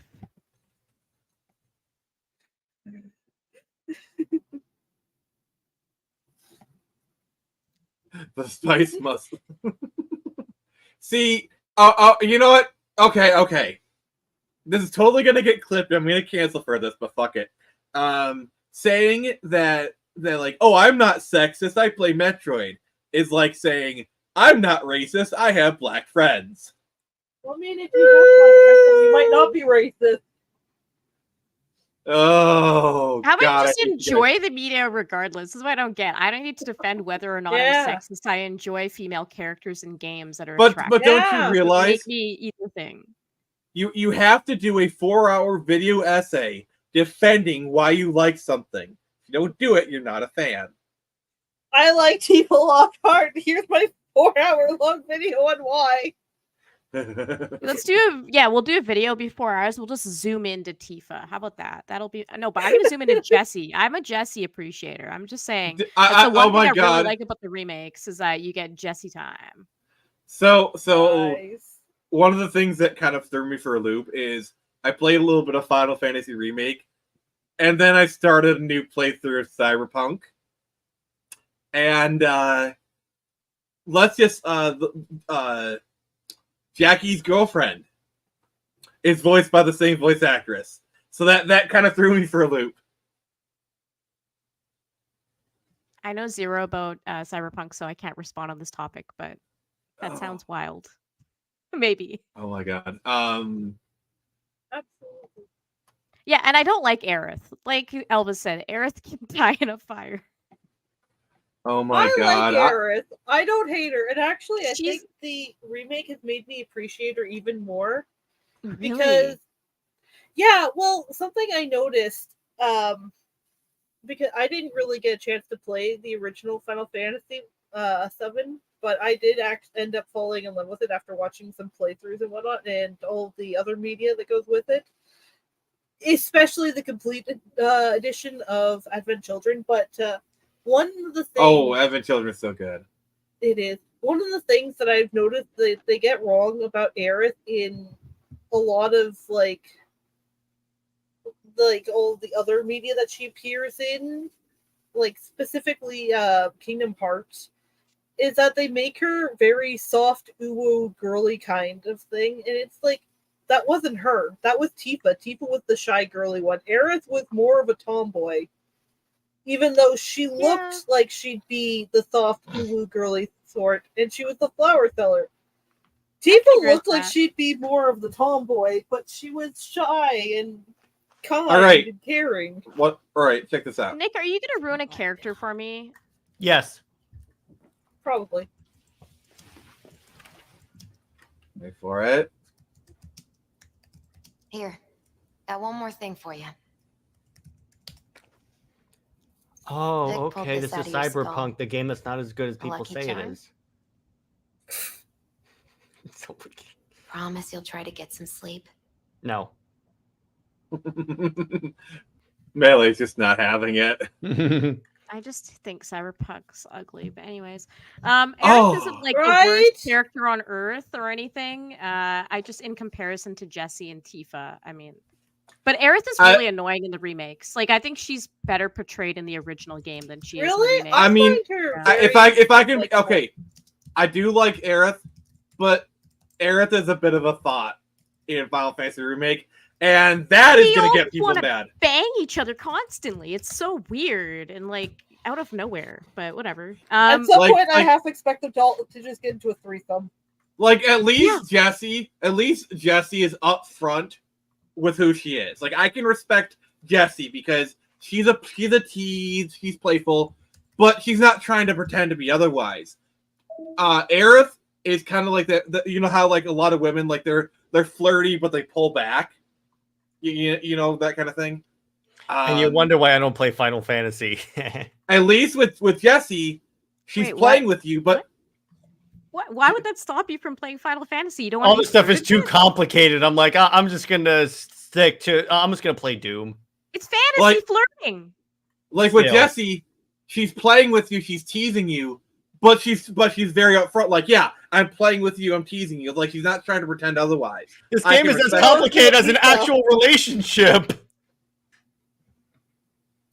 See, I haven't beat the second remake, whatever. I've beat the first one, but I've noticed in the beginning of the second remake, it's just a lot of like tug of war between Aerith and Tifa constantly, and that's the part that's weirding me out. I don't care if they're flirting with you, but they're like constantly like trying to one up each other, and it felt very uncomfortable. Yes, the whole two women fight over a man trope that women hate. It was way more aggressive than I ever remember in anything else Final Fantasy. I'm like, what is happening? Yeah, like plus the original game, they didn't really have it. Like, yeah, there was a romance mechanic, but they weren't like that active, if you know what I mean. It wasn't like, oh, you went to the tower with her? Like, you know what I mean? It just gets very like, whoa. Oh, I kind of so Melee. If Jared thinks Final Fantasy is complicated, he should try playing a Persona game. Oh my God, good luck playing a Persona game. They're complicated as hell, man. I love Persona. Persona 5 is great. I'm still playing through Persona 5, but I'm enjoying it a lot. I talked about it. It's actually one of my favorite soundtracks. Like, it's so good. Have you played Persona 3? I really love that game because like it's got a like what I love about Persona is they got a style to them. It's kind of like a modern street punk kind of thing, but like a little hip hop. It just oozes style. The game just oozes style, and I just love it. It does ooze style. That's another. I guess I have like gaming ADHD, where I like put my hand in the pot for a few seconds and then I go off to something else. So I've tried some of it, and I did love what I remember of it, but I don't remember the ending of it.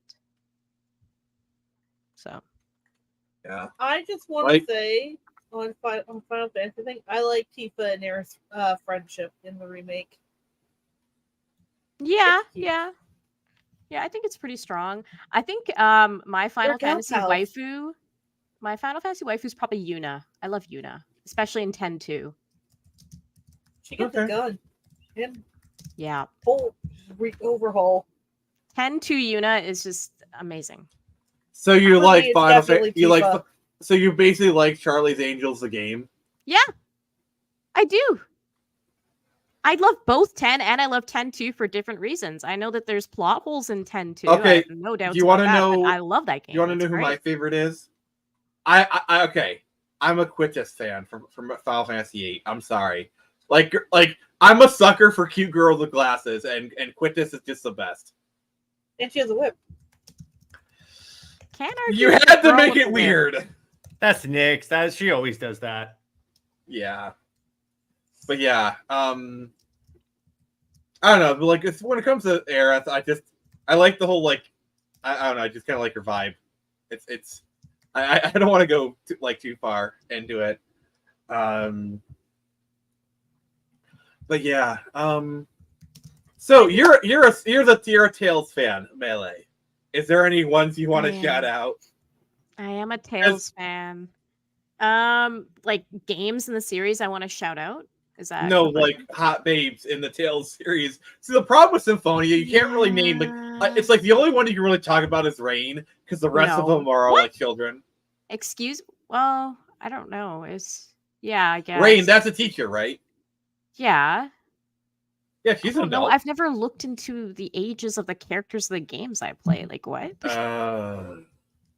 Also, I don't Jared, go like Wikipedia and I'm like, okay, let me look up the age of every single character before I play this mean, game. Is it Neither any do I. female character to show up in a game? Because I got a bunch of them. no game original characters. But yeah, because if I that think was the case, you just pick Wonder Woman. The Well, Tales Cortana, characters are definitely Samus, younger. So Cortana, Samus, obviously. Probably game originals. What other ones? Commander Shepard, obviously. Cassandra from Assassin's Creed Odyssey. Jared has a type, is what he's saying. I like the Warriors. Probably. What else? Let me see. What I'm sorry. When it comes to Mass Effect, Talia is best girl. I'm sorry. Talia. Her name is Tally, old man. Get your names right. Frick off. She's the worst one. I did that. Why? See, I romanced her once for Mass Effect 2. I just to try it out, and I was like, okay, you know what? Fine. I wanted to try it out. But honestly, if we're talking about Mass Effects 1 and 3, generally I go with Ashley. Wait, why not 2? Because with 2, typically what I'll do, the reason why I say it is because 2, if I want an actual relationship, I go with Lawson. Oh yeah, Miranda is top Yeah. girl. Her Yeah. and Ashley in the whole series are the two top. Because Wait, Ashley I know- is a space racist. Though. No. Because here's the thing: if you actually play the games, Nick, but Beyond 1, she actually goes through a character arc where she decides to accept the aliens. So it's called a character arc. So she No, she she undergoes cucked out. conversion We don't training. talk about 3. She cucked out. It's fine. But she's attractive. Yeah. Hey, She's very that's the one thing 3 improved on is her look, because now she lets her hair down. I'm like, I like this. There you go. And I will say, in regards to Spider-Man, Mary Jane was cute in Spider-Man 2018, and they massacred her in the sequel. Video game Mary Jane doesn't deserve any recognition whatsoever. I'm sorry. Like if I'm She's talking almost about like Mary Lois Jane- Lane in every medium. But I will say, the video games did Black Cat very well. Oh Yes. my god, yes. Yes. Until they made her a lesbian. And she's just leading Peter around. Yeah. Well, that's what she always does. You know, part of her does care about Peter, but she's just too. She likes the game. I love I how still it just can't believe you said Tally is like top girl when Miranda exists. I know. I mean, I tried it because I wanted to see what the story was, and I was like, okay, you know what? Because it was something new. There's not a lot of really good romance options in 2, in my opinion. So I'm like, it's either Miranda or like no. no. So it was more like, if in that case, kill Jack, marry Ashley, and the other one, Miranda. So there you go.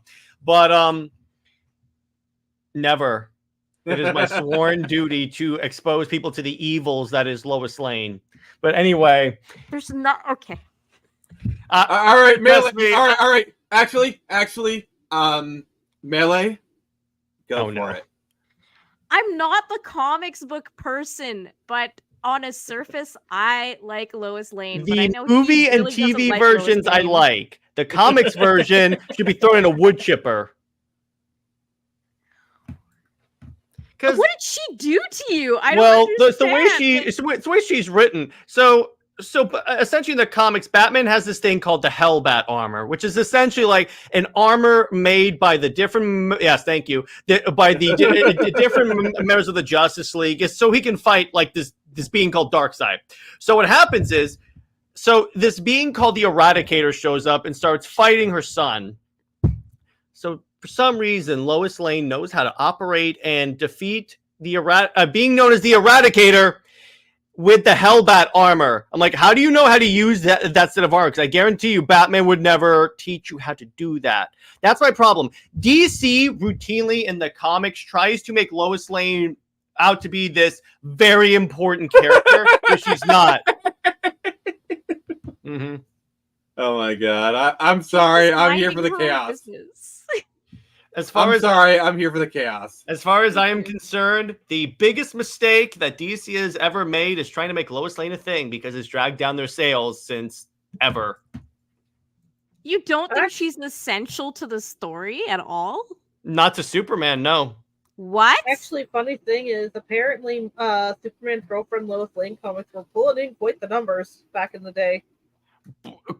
Named Superman's girlfriend. So the only time she has ever sold is when she was labeled as Superman's girlfriend. They gave her her own series like a couple of years ago, and it flopped badly.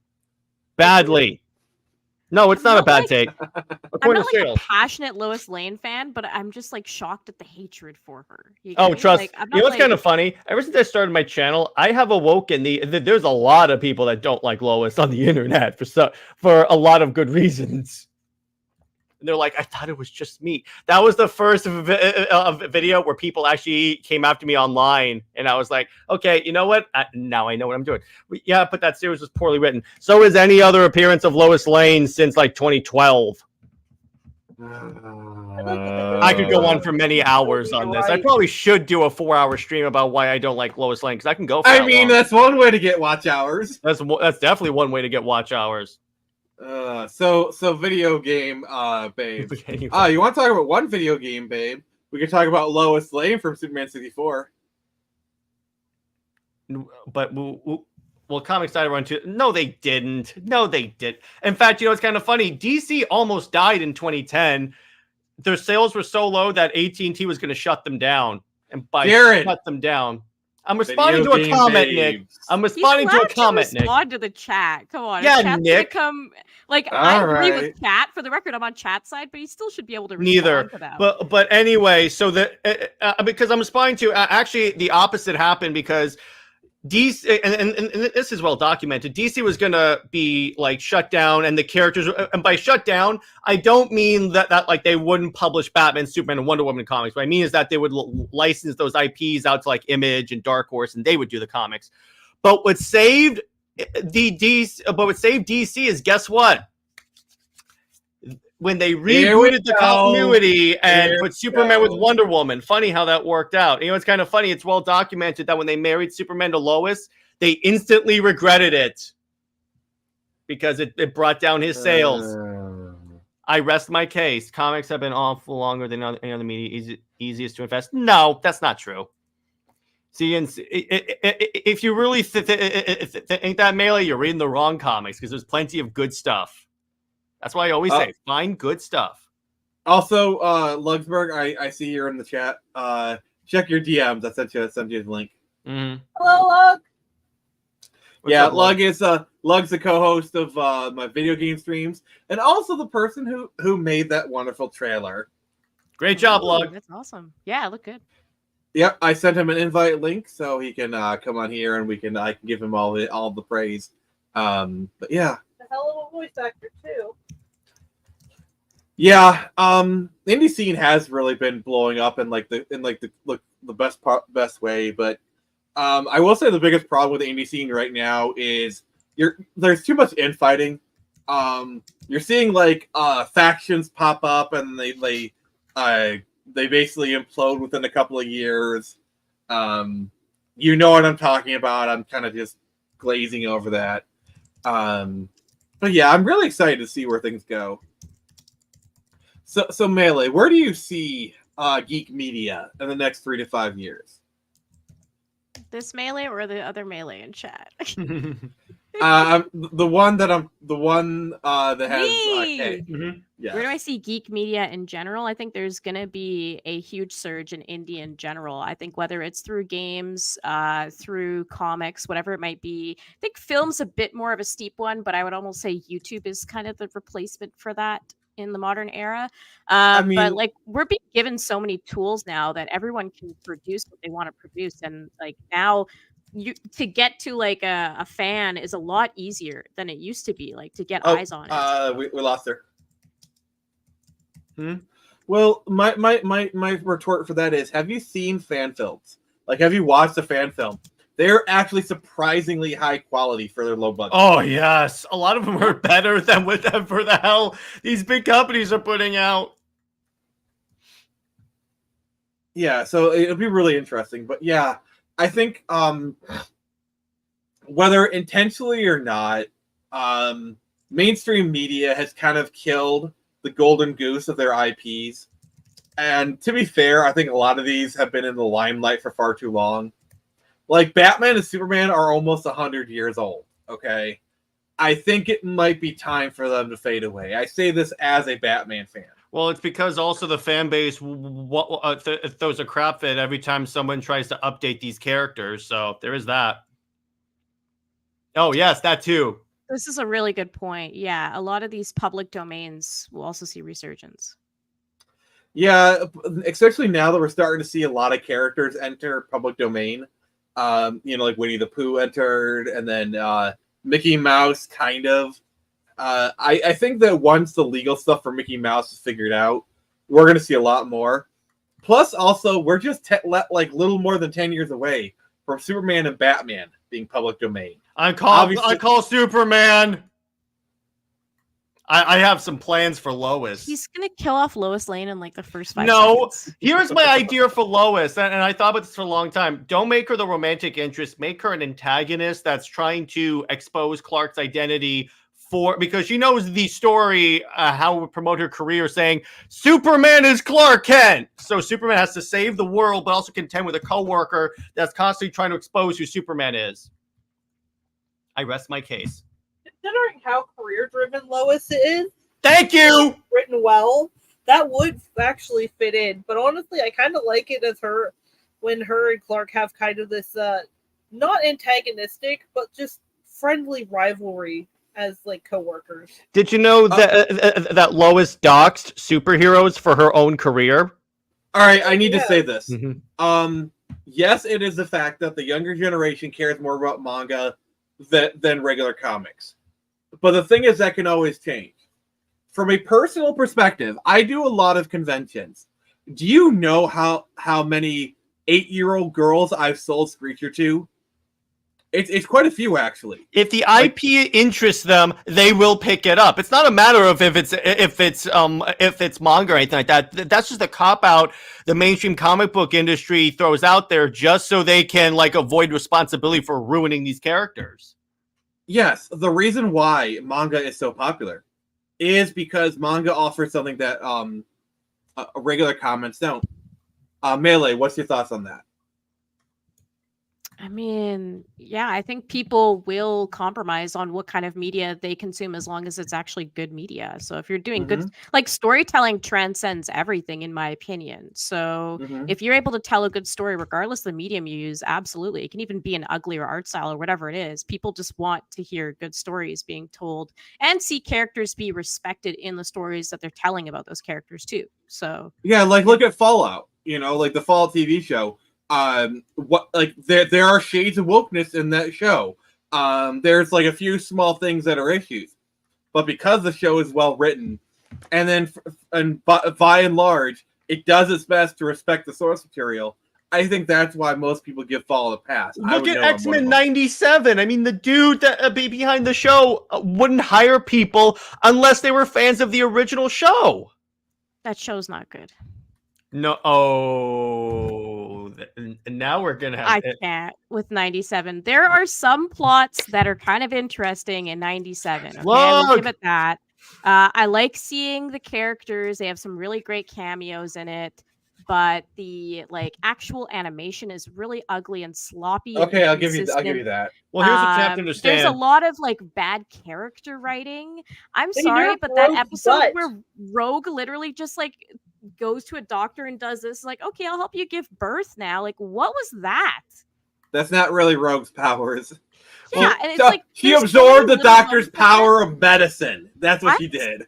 honestly, I love Rogue normally. This is probably one of the worst depictions of Rogue I've ever personally seen. She's really annoying, and I hate this love triangle she's in. I don't want to spoil too much for people that haven't seen the show, but like Rogue really tanks the show, and there's just a lot of like random like sluttiness between the characters, which I don't normally mind, but it's like jarring at some points how much they all just want to bang each other constantly. It's just like That's annoying. pretty much X-Men in a nutshell in the comics. Yeah, true. It is, but it's Did like you know they moved to an over the orgy top. island?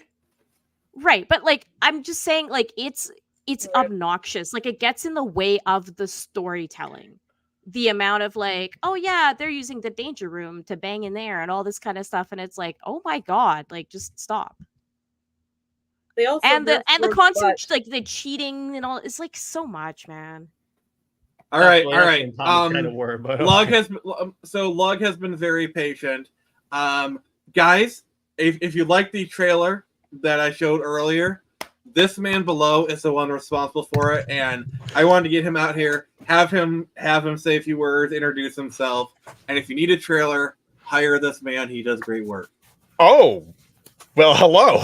Yeah, I love that. General Kenobi.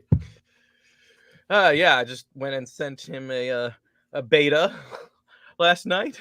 I think I want to add a few more extra touches. I think I noticed an error or two I want to fix, so I get am that okay done with in that. time. Yeah, get that done in time for the campaign. Mm-hmm. But yeah, that'd be my third trailer now. Doing good so far. Yeah, you worked on, I believe, Screecher 2 trailer as well. Mm-hmm. He does. Yeah, Lug is great.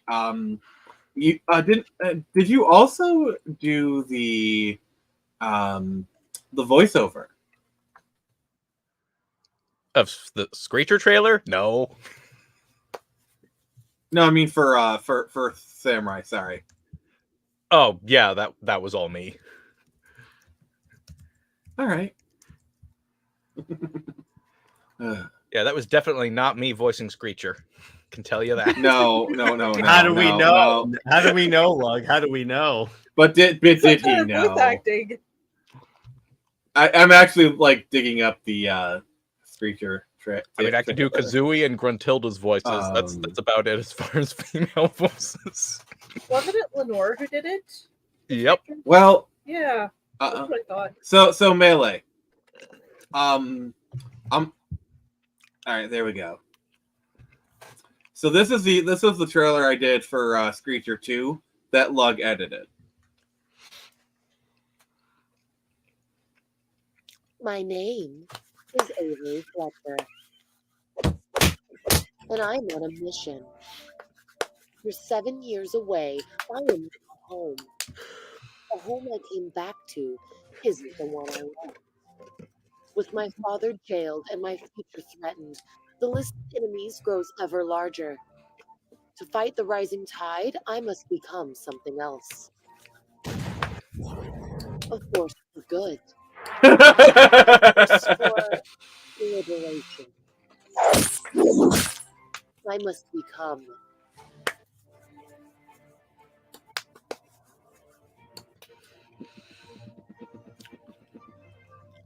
Oh good God, so cool. Pretty decent editing. Yeah, so this is Leg's handiwork. Yeah. So we got 2 people who need to go. So I think we'll probably wrap up from here. So yeah, Lug, you're awesome. So we're gonna go around and have everyone kind of give their final thoughts, anything they want to plug, and then we'll go from there.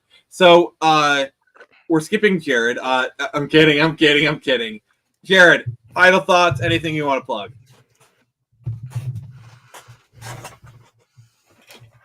You're muted.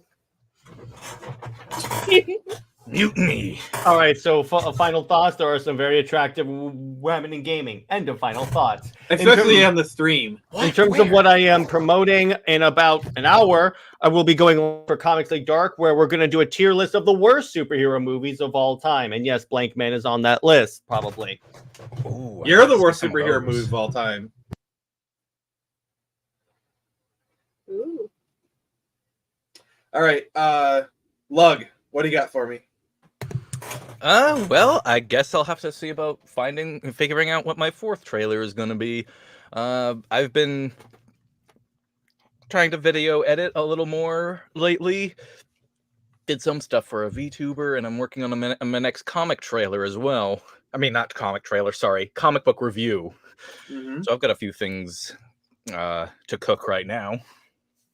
Nice. Yeah, up on on my own Lugbazurg channel.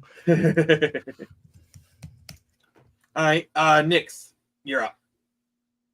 I like pretty women. That's all. Takes one to know one. Indeed. Melee, why you so. gay? Well, apparently I'm gay now. That's fine, just because I like some sexy anime women, whatever. I'm just kidding. I got news for you. That means you're gay. I just appreciate attractive gaming characters. It's fine. Call me what you want for it. Sexist, gay, doesn't matter. I'll still keep playing Dead or Alive. For the story, of course, right? Definitely for the story. Strictly for the story. Just the story. Thank you for having me, guys. It was fun. I always love the chaos that ensues and the fact that we can all just kind of yell at each other about our very different opinions on stuff, but we have fun doing it. So thank you so much. I don't call this a Friday night frenzy for nothing. It is definitely a frenzy. I will give you that. As for me, what I'm up to today, so I am one half of Melee Games. You might have seen James in the chat as well as the other half. We're doing Star Wars Month on our channel. So tonight in 1 hour, we are doing what we call the Melee Town Square. And what that means is anyone is welcome to join. All you have to do is be part of the Melee Games Discord. And you can talk about anything Star Wars, your memories with it, anything like that. We do the stream once a month. There's always a different topic. But yeah, this month it's Star Wars. So feel free to come defend hang the out holiday with us. special? You can defend anything you want. We have people that want to talk about the Thumb Wars. Like, there's probably someone that's going to talk about Spaceballs at some point. Can I talk about Hardware Wars? Sure. Star Wars, if it has any relation to Star Wars at all whatsoever, it can be a memory. You can show off a statue, Star Wars games, you like anything. So that's what we're doing this hour in our channel. You have his approval. Well, thank you. I like chat as well. But yeah, it was a lot of fun. And like I said, anyone's welcome to join. If you can't join in this conversation, no problem. We do different conversations each month. So feel free to come along. All right. So, thank you, everyone. Make sure to leave a like and subscribe if you haven't. We're launching Turn Samurai next week. Please show up. Please donate if you can. Share if you can. In about an hour or so, I'll be on Jared's channel. We'll be, I don't know, probably talking some stuff. I'll make sure to insult him. Tomorrow, for May the 4th, I'll be playing Star Wars The Force Unleashed on stream. You know, it's May the 4th. You got to do something. That'll be really cool. And then, yeah. Also, on Tuesday, for our multiplayer streams, I'm starting Final Fantasy 14 streaming. That's gonna be pretty sweet. And I just want to say, Melee, thank you for coming on again. And I think it's safe to say you're welcome here anytime. Well, thank you. That means a lot. Thank you. You are a great contribution to the stream, and I really enjoy it. And also, I enjoy talking with you on Twitter. You are a very smart lady with actually exquisite taste, I must say. Y'all are too nice. Melee! Yes, Melee! Best Smash. Yes. Though your preference in Smash Brothers is a bit questionable, I do appreciate you. It's okay. You have questionable taste too. That's why we get along. So, thank you everyone for joining us. Also, who is this Jared person? He sounds like he has bad taste in comic book chips. The silence. He seems like he's the Lord of Comics right there. So, all right. So, thank you, chat. You're awesome. And remember, I can only show you the door. Wonder Bad is canon.